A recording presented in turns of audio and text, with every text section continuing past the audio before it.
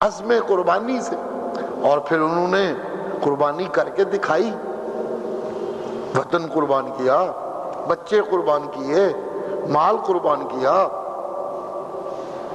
سچی قربانی کرنے والوں نے جب قربانی کی تو ان کے کلمے کا گواہ اللہ بن گیا، اور اللہ کہنے لگے اولئک ھم المؤمنون حقا، یہی ہیں سچے پکے مومن اللہ۔ لیکن یہاں تک پہنچنے کے لیے جن منزلوں سے انہیں گزرنا پڑا وہ منزلیں یوں ہیں، والذین آمنوا وہاجروا وجاہدوا فی سبیل اللہ والذین آووا ونصروا اولئک ھم المؤمنون حقا۔ تب جا کے یہ سرٹیفکیٹ ملا اللہ کی جناب سے کہ یہ ہیں پکے سچے مومن۔ جن مرحلوں سے گزرے وہ مرحلے قرآن میں بڑے واضح، والذین آمنوا، جو لوگ ایمان لائے، یعنی انہوں نے کلمہ پڑھ لیا، لا الہ الا اللہ محمد رسول اللہ، لیکن کلمہ پڑھنے کے بعد پھر نمبر 2 سٹیج کیا آتی ہے؟ ہاجروا، انہوں نے ہجرت کی، یعنی قربانی کی، وطن چھوڑنا پڑا تو وطن چھوڑا، اولاد قربان کرنی پڑی تو اولاد قربان کر دی، مال قربان کرنا پڑا تو مال قربان کر دیا۔ لا الہ الا اللہ کو سچا اپنانے کے لیے جو کچھ قربان کرنا پڑا، حتیٰ کہ وطن چھوڑنا پڑا تو وطن چھوڑ کے چل دیے۔ نمبر 2، جب خود ہجرت کر لی، قربانی کر دی، تو قربانی کرنے والوں کا اللہ سے اتحاد ہو گیا۔ قربانی ہی اتحاد کا سبب ہوتی ہے۔ کہیں بھی 2 فریقوں کے درمیان ہر کوئی اپنے اپنے حق پہ ڈٹا رہے تو کبھی اتحاد نہیں ہو سکتا۔ اتحاد کی بنیاد ہمیشہ سے قربانی رہی ہے، قربانی ہوتی ہے تو اتحاد ہوتا ہے۔ جب میں نے اپنی انانیت کی قربانی کی، ہجرت کی، جب میں نے اپنی ضدوں کی قربانی کی یعنی ہجرت کی، یعنی میں نے جب وطن کی قربانی کی یعنی ہجرت کی، تو اتنی ہجرتیں اور قربانیاں کرنے کے بعد پھر رب سے میرا ملاپ نہ ہو اور اتحاد نہ ہو، نا جی نا، پھر رب میرا میں رب کا، پھر یہ ہونا چاہیے، اور ہو جاتا ہے، پھر رب میرا ہو جاتا ہے اور میں رب کا ہو جاتا ہوں۔ سبحان اللہ۔ نمبر 2، ہجرت کے بعد جاہدوا باموالہم وانفسہم فی سبیل اللہ۔ ہجرت کیا ہے؟ ہجرت ہے اپنے آپ کو رب سے ملا دینا، ثابت کر دینا، حقدار ہو جانا کہ سب کچھ پیچھے میں اس کا ہو گیا، کوئی چیز میرے اس کا بندہ بننے اور اس کے قریب ہونے کے راستے کی رکاوٹ نہیں رہ گئی۔ جتنی رکاوٹیں تھی میں نے سب پیچھے چھوڑی، میں تیرا ہو گیا، میرا یقین کامل ہو گیا کہ کچھ نہیں تیری رحمتوں کے سوا، بس تو ہی تو۔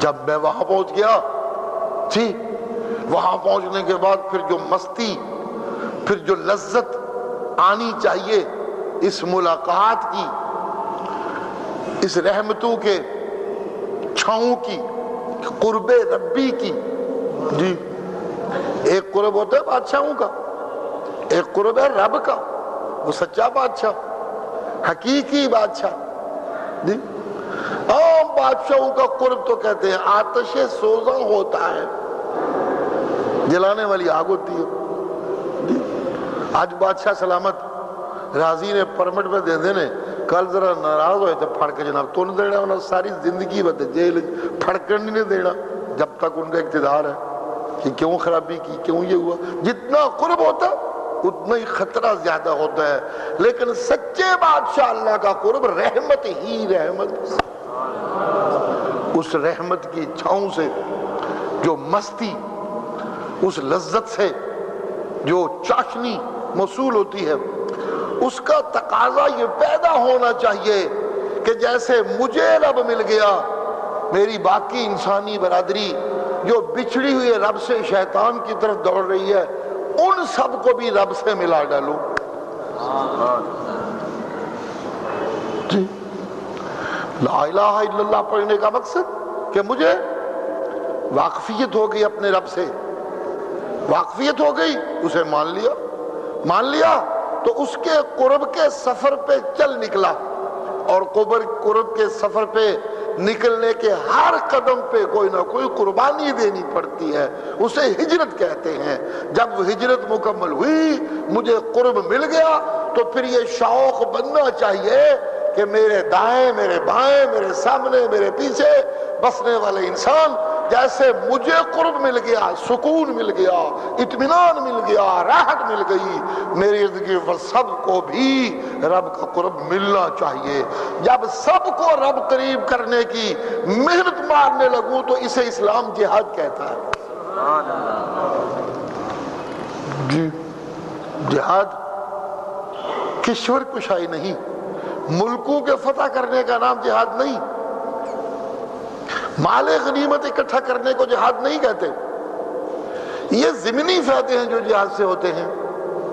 کافروں کی جنگیں چونکہ لوٹنے کے لیے ہوتی ہیں، لہذا کافروں کی جنگوں کو اقتصادی بدحالی کا سامنا ہوتا ہے.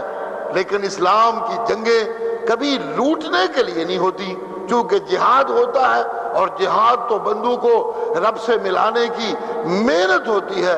لہذا جہاد کرنے والوں کو کبھی اقتصادی بدحالی پیش نہیں آئی. جہاد ہمیشہ مسلمانوں کے لیے اقتصادی خوشحالی کا سبب بنتا ہے. کافروں کی لڑائیاں اقتصادی بدحالی کا سبب ہوتی ہے. میں اسے کہا کرتا ہوں کہ جنگ اقتصادی بدحالی ہے اور جہاد اقتصادی خوشحالی ہے.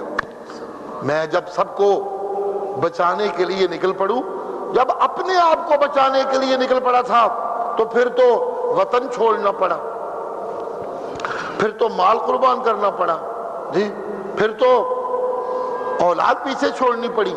لیکن جب سب کو ملانے کے لیے نکل پڑوں تو پھر جو قربانی دینی ہوتی ہے وہ جان کی قربانی ہوتی ہے.